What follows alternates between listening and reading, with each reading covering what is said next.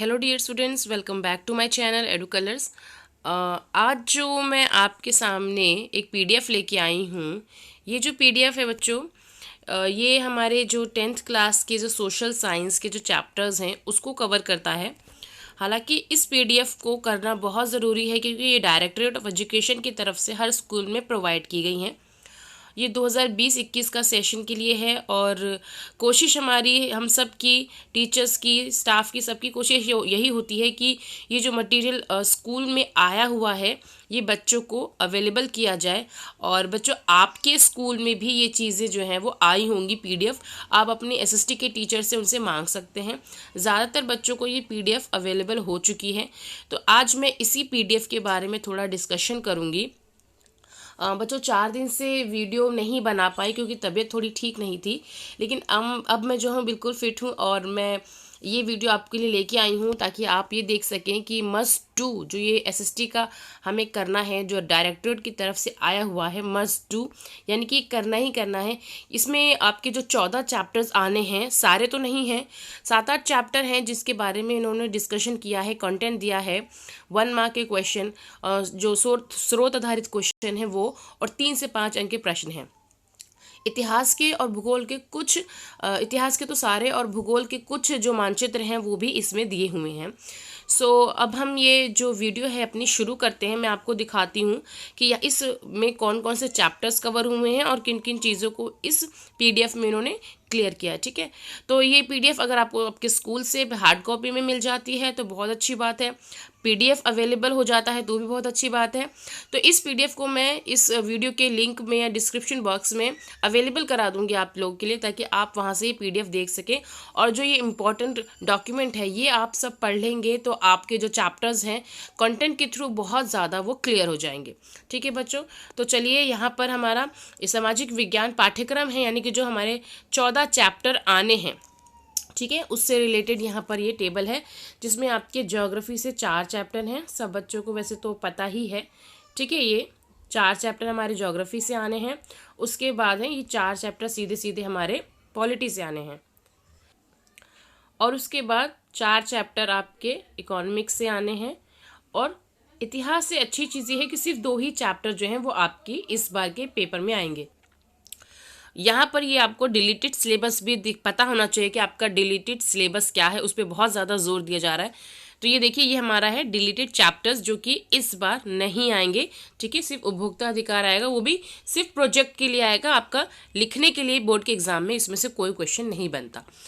तो यहाँ पर ये ब्लूप्रिंट दिया हुआ है कि कौन से क्वेश्चन कितने नंबर के हैं। Section A, B, C, D, E में आपका पेपर डिवाइड है, और ये सारे लिखे हुए हैं कि 1 से 16 1 मार्क के, 17 से 22 3 मार्क के, 23 से 26 नंबर के क्वेश्चन 4 मार्क के, 27 से 31 नंबर के प्रश्न जो हैं वो 5 मार्क के, और जो 32वां नंबर का जो क्वेश्चन है जो कि 5 नंबर का है वो मैप है, जिसमें से 2 मार्क्स हिस्ट्री के और 3 मार्क्स ज्योग्राफी से रिलेटेड है।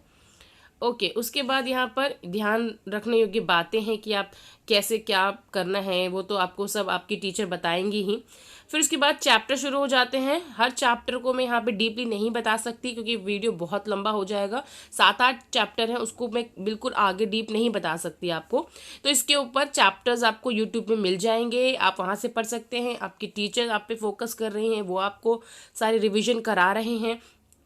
यहाँ पर ये मटेरियल प्रोवाइड कराना मेरी जिम्मेदारी थी, जो कि मैं वीडियो बना रही हूँ और साथ में आपको पीडीएफ का लिंक भी प्रोवाइड करा रही हूँ। यहाँ पर आपके भारतीय अर्थव्यवस्था के क्षेत्रक शुरू हो जाएंगे, जिसमें जो 3 तरह के क्षेत्रक होते हैं और तीनों तरह के क्षेत्रक के बारे में बताया गया है। संगठित क्षेत्रक है, रोजगार के आधार पर आप देखें तो असंगठित क्षेत्रक, ठीक है, स्वामित्व के आधार पर सार्वजनिक और निजी क्षेत्रक है। उसके बाद प्राथमिक क्षेत्र की विशेषताएं बताई हैं, उसके बाद द्वितीय क्षेत्र की विशेषताएं, फिर तृतीय क्षेत्र की विशेषताएं। उसके बाद आपकी सकल घरेलू उत्पाद के बारे में, मनरेगा के बारे में शुरू हो जाता है, जो कि खास चीज़ें हैं उसके बारे में बताया गया है। फिर विभिन्न प्रकार की बेरोजगारी पता होनी चाहिए आपको, जैसे यहाँ पर प्रच्छन्न बेरोजगारी बताई गई है। इसके अलावा अल्प बेरोजगारी है, और ग्रामीण क्षेत्र में जो पाई जाती है वो प्रचंड बेरोजगारी है, और शहरी क्षेत्र में पाई जाती है वो शिक्षित बेरोजगारी है, मौसमी बेरोजगारी है। उसके बाद संगठित और असंगठित क्षेत्र में अंतर, और सार्वजनिक और निजी क्षेत्र में अंतर आपको इस चैप्टर में करना है। और उसके बाद आपकी यहाँ पर 1 मार्क के क्वेश्चन और 3 से 5 अंक वाले जो प्रश्न हैं, स्रोत आधारित जो प्रश्न हैं, वो सब यहाँ पे शुरू हो जाते हैं। उसके बाद आपका मुद्रा एवं साक्ष्य, इस चैप्टर को इसमें शामिल किया गया है। कंटेंट बताया है कि एक एक टर्म जो है वो क्या होता है। उसके बाद मुद्रा के रिजर्व बैंक के आरबीआई के कार्य बताए गए हैं। औपचारिक तथा अनौपचारिक ऋण स्रोत क्या होते हैं, इसके बारे में बताया गया है। उसके बाद बताया गया है समर्थक ऋणधार क्या होता है, यानी जब आप बैंक में लोन लेने जाते हैं तो क्या क्या शर्तें होती हैं। और उसके बाद ऋण के प्रकार किस प्रकार के होते हैं, ऋण की आवश्यकताएं, साख जाल क्या होते हैं, यानी कि आप कर्ज के जाल में कैसे फंसते जाते हैं। स्वयं सहायता समूह के ऊपर क्वेश्चन ज़रूर आ सकता है, इस पे विशेष ध्यान दीजिएगा। उसके बाद फिर आपके 1 नंबर के क्वेश्चन, 3 से 5 नंबर के क्वेश्चन और स्रोत आधारित प्रश्न आपके आ जाएंगे। फिर आपका यहाँ पर चैप्टर हो जाता है, वेरी इंपॉर्टेंट चैप्टर है, राष्ट्रीय अर्थव्यवस्था की जीवन रेखा।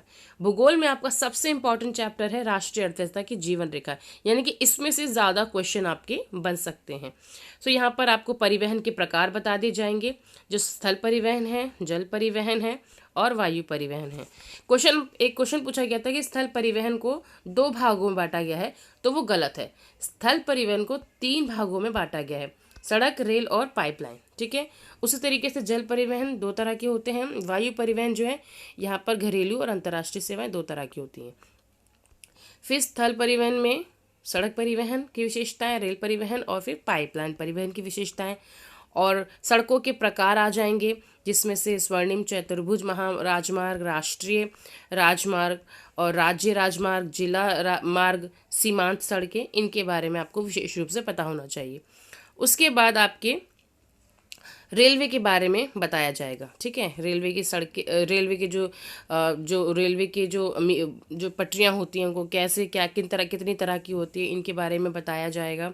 फिर जल परिवहन की विशेषता और वायु परिवहन की विशेषताएं आपको करनी है। उसके बाद यहाँ पर जो जल परिवहन में जो राष्ट्रीय जलमार्ग घोषित किए गए हैं, उनके बारे में बताया गया है। ठीक है। उसके बाद आपका एक क्वेश्चन बन सकता है संचार सेवाओं से, जनसंचार किस तरीके से आपके संदेश पहुंचाता है, आपकी हेल्प करता है, उसके बारे में बता सकते हैं।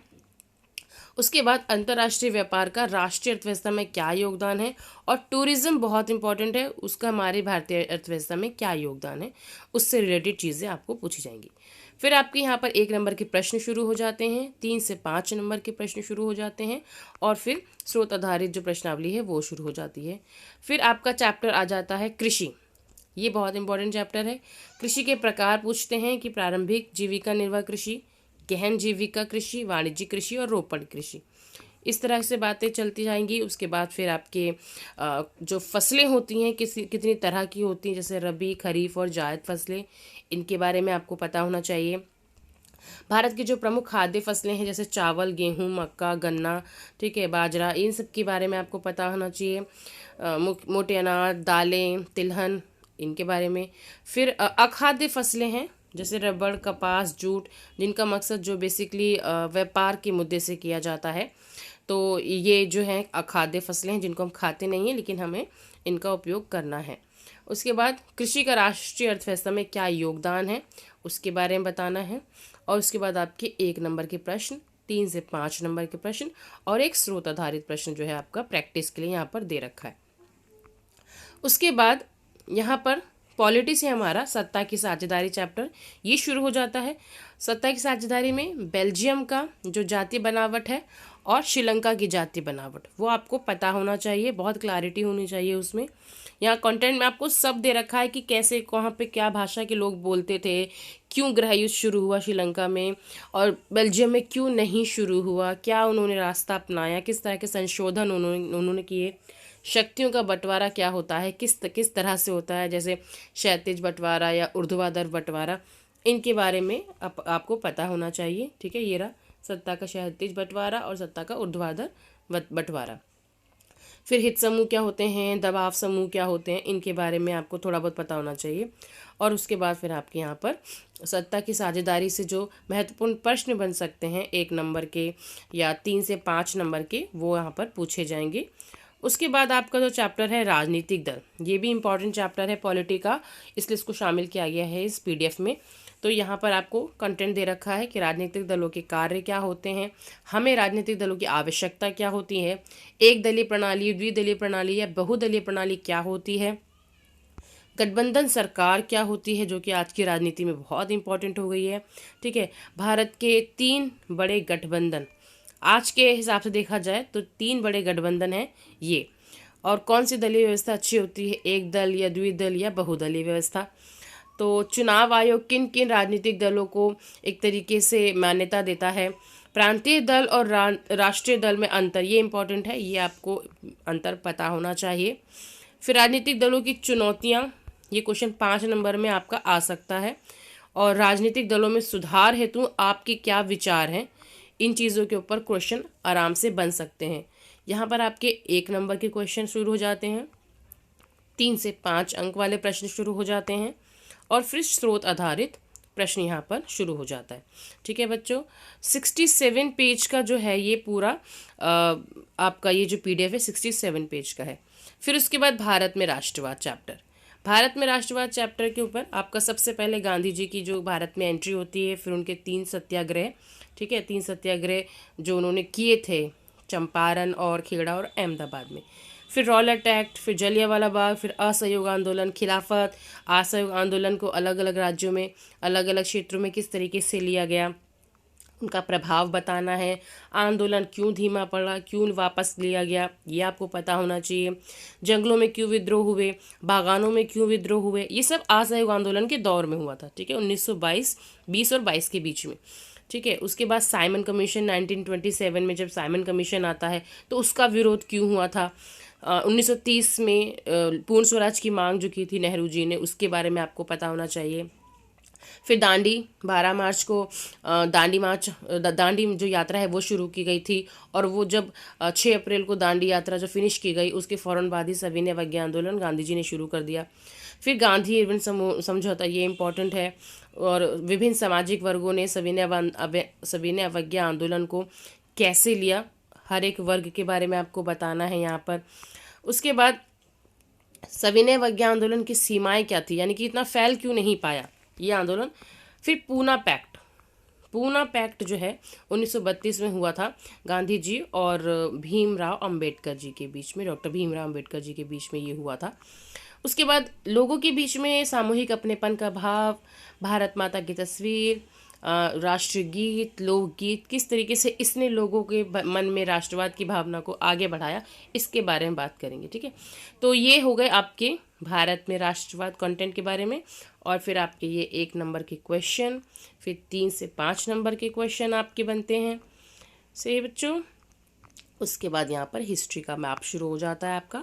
हिस्ट्री का मैप बहुत इजी है, 2 नंबर आपका बहुत स्कोरिंग है। ये पूरा आपको यहाँ देखेंगे तो आपको हिस्ट्री का मैप पूरा एक मैप में ही आपको सारे हिस्ट्री के जो आने हैं, जितने भी कंटेंट है आपका मैप का, वो सारा एक ही मैप में यहाँ पे कवर करके इन्होंने दे दिया है। ये अभ्यास के लिए खाली मानचित्र है। उसके बाद आपके अंतर्राष्ट्रीय हवाई पतन, ये बहुत इंपॉर्टेंट है, एक ज़रूर पूछा जाएगा, ये आपको पता होना चाहिए। ये अमृतसर का राजासासी है, दिल्ली का जो एयरपोर्ट है उसको इंदिरा गांधी, मुंबई के एयरपोर्ट को छत्रपति शिवाजी महाराज हवाई पतन बोलते हैं, हैदराबाद का है राजीव गांधी हवाई पतन, चेन्नई का मीनाम्बकम, और कोलकाता नेताजी सुभाष चंद्र बोस। ठीक है, ये पता होना चाहिए। फिर ब्लैंक मैप आता है। उसके बाद आपके मुख्य पतन, ये भी बहुत इंपॉर्टेंट है, एक मुख्य पतन आपसे ज़रूर पूछेंगे।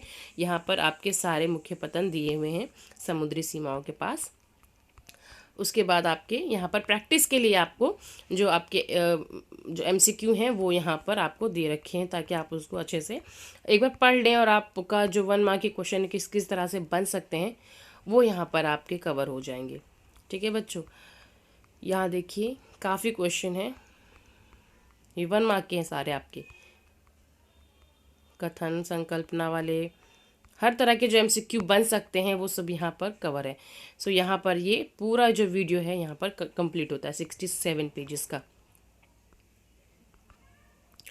सो आई होप बच्चों आपके लिए थोड़ा हेल्पफुल होगा, आपको जो तनाव में आप हैं कि यह कैसे क्या करना है, क्या पढ़ना है, कंटेंट नहीं मिल रहा है, तो कंटेंट की तो कमी नहीं है। आप अपने टीचर से बोलिए, आप यूट्यूब पे जाइए, मेरे चैनल पे सर्च कीजिए, आपको सैम्पल पेपर मिलेंगे, आपको बहुत सी चीज़ें ऐसे मिल जाएंगी, आपको सारी वर्कशीट्स मिल जाएंगी करी कराई, और जो आप उसको फॉलो कर सकते हैं, देख सकते हैं।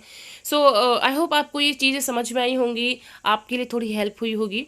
अगर आपको ये मेरा वीडियो अच्छा लगा है बच्चों, तो इसे अपने फ्रेंड्स में शेयर करें, मेरे चैनल एडू कलर्स को सब्सक्राइब करें, और वीडियो देखने के लिए बच्चों थैंक यू सो मच।